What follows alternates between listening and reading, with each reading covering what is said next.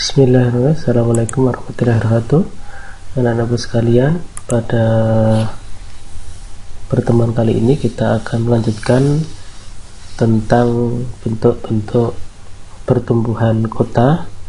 Dalam hal ini kita akan membahas lebih mendalam tentang bentuk pengembangan kota. Pada beberapa kesempatan yang lalu kita bahas tentang bentuk daripada pertumbuhan kota, baik kota secara vertikal, horizontal maupun inersial.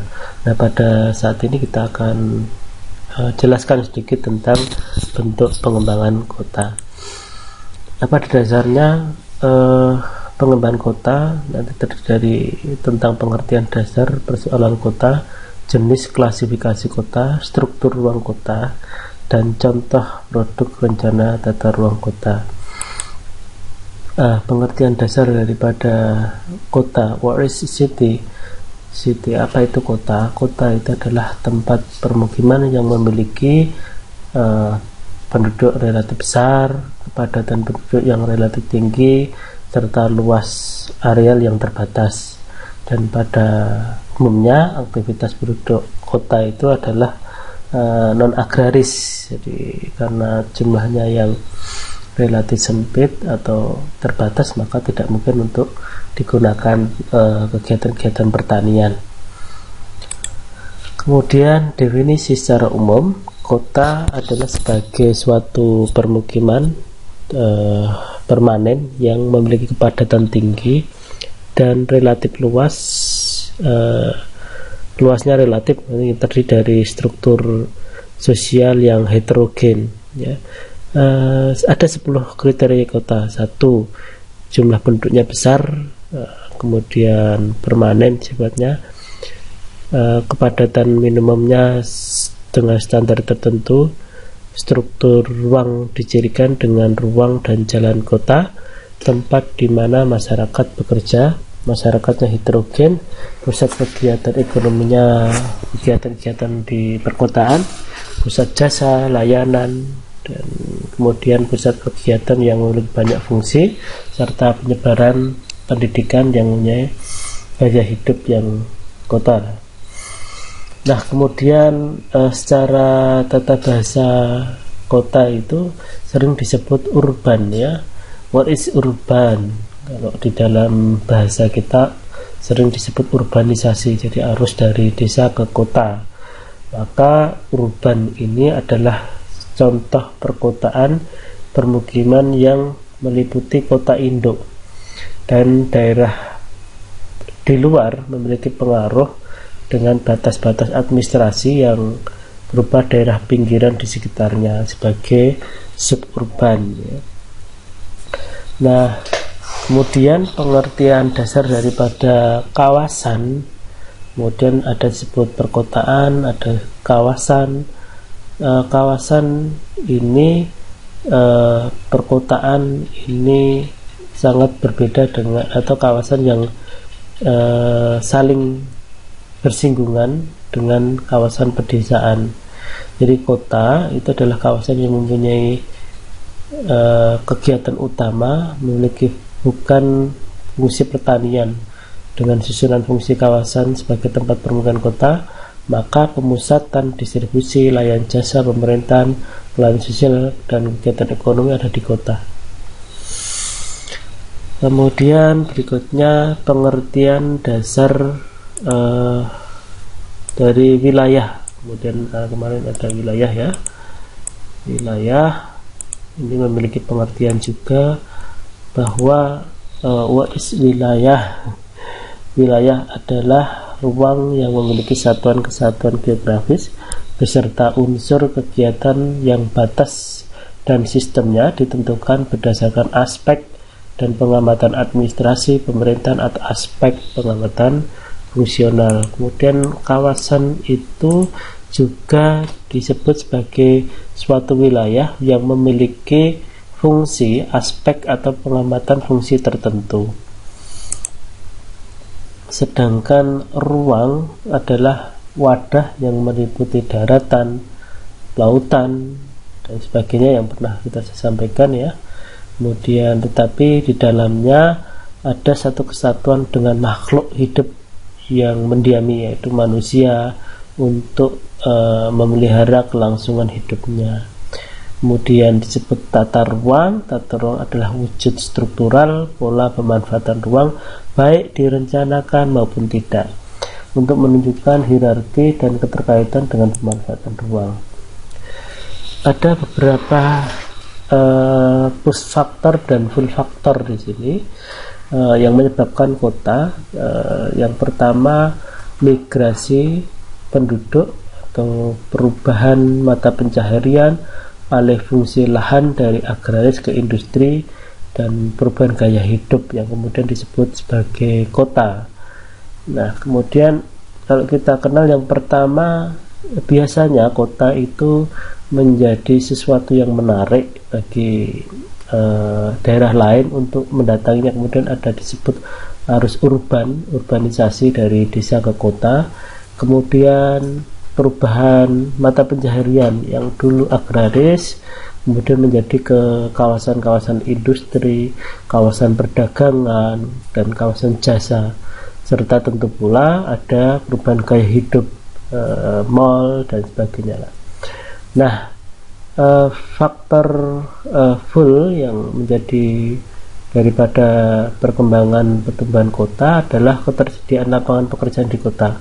Inilah yang mendorong masyarakat untuk bermigrasi, serta ketersediaan fasilitas yang lengkap biasanya di kota itu. Ada sekolah, ada desa, ada sekolah, ada rumah sakit yang lengkap biasanya berada di kota. Nah, namun persoalan-persoalan yang mendasar di kota, yang pertama jelas perkembangan penduduk yang sangat cepat ini menimbulkan dampak sosial yang luar biasa sebetulnya, tidak sesuai dengan perkembangan lahan, perumahan, pelayanan, dan infrastruktur. Kemudian perkembangan kota diatur oleh kekuatan pasar. Jadi maka kadang-kadang ada central business atau BSD, Business Central District, itu sebuah kekuatan untuk menarik pasar sehingga terjadinya konsentrasi-konsentrasi pada suatu wilayah atau kawasan tertentu. Perkembangan kota tidak terkoordinasi, spekulasi lahan, ya, dan daerah pinggiran pedesaan berubah cepat fenomenanya menjadi urban sprawl. Hukum peraturan registrasi perencanaan dan manajemen saling berbeda dan tidak memadai. Perkembangan kota didasarkan perspektif urban dan land use planning daripada market oriented spot zoning. Jadi artinya begini,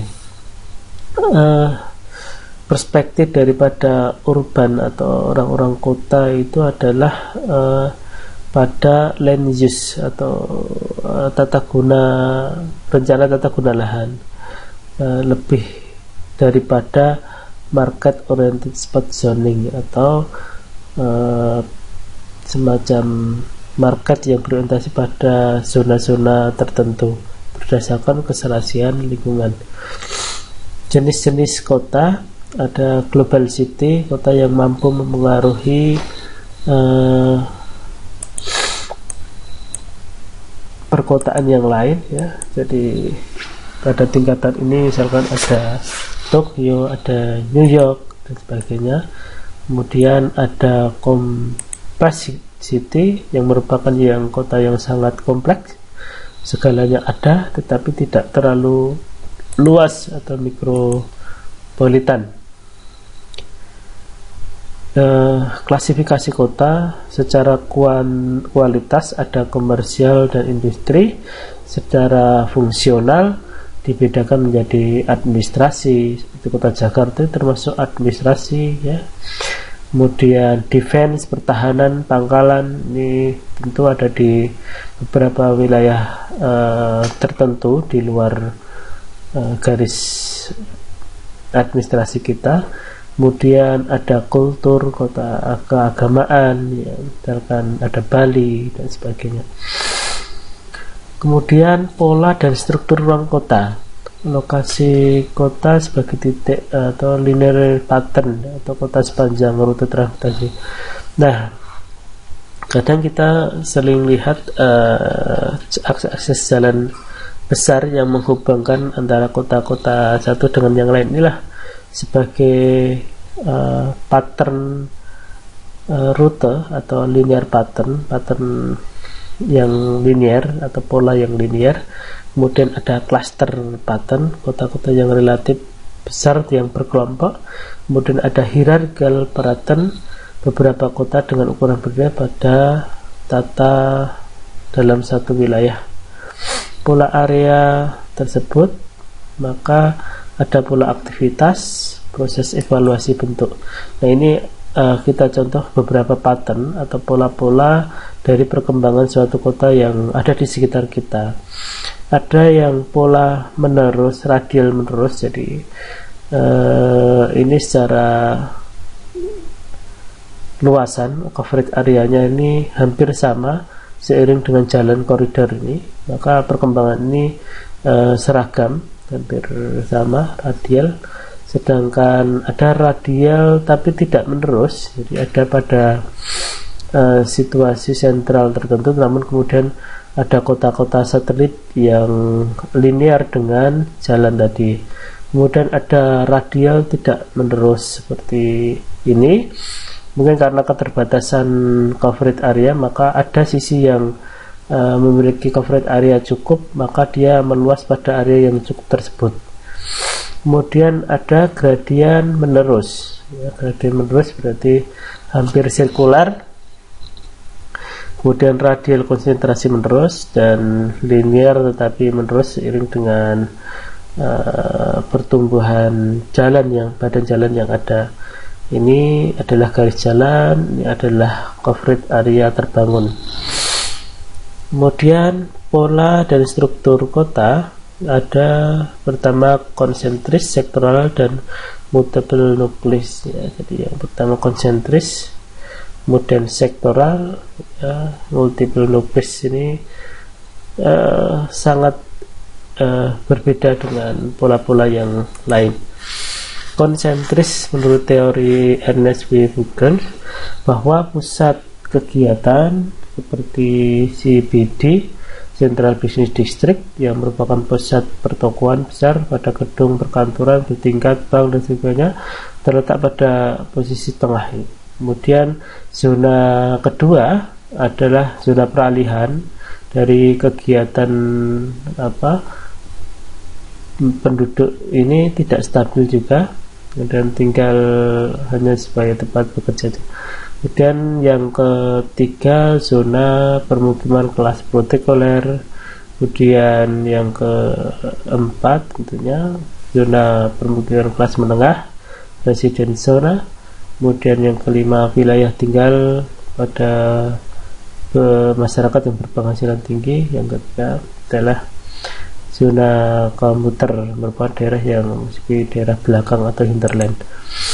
Asektoral, maka pusat kota ini pada bagian bisnis terdiri bangunan-bangunan seperti kondotel, hotel, bank, bioskop, pasar, dan sebagainya.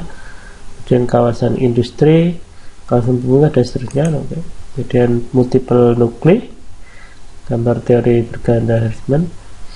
Pusat kota atau CBD-nya berada pada kawasan-kawasan industri ringan dan kawasan industri murbawisma dan sebagainya.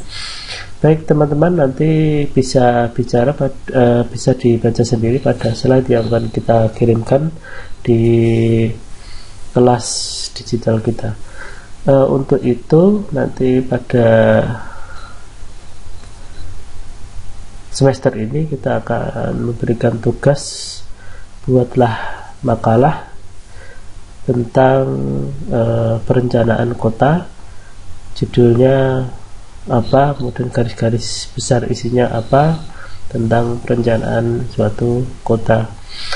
Terima kasih, kita akhiri pertemuan ini dengan bacaan alhamdulillahirabbil alamin. Wassalamualaikum warahmatullahi wabarakatuh.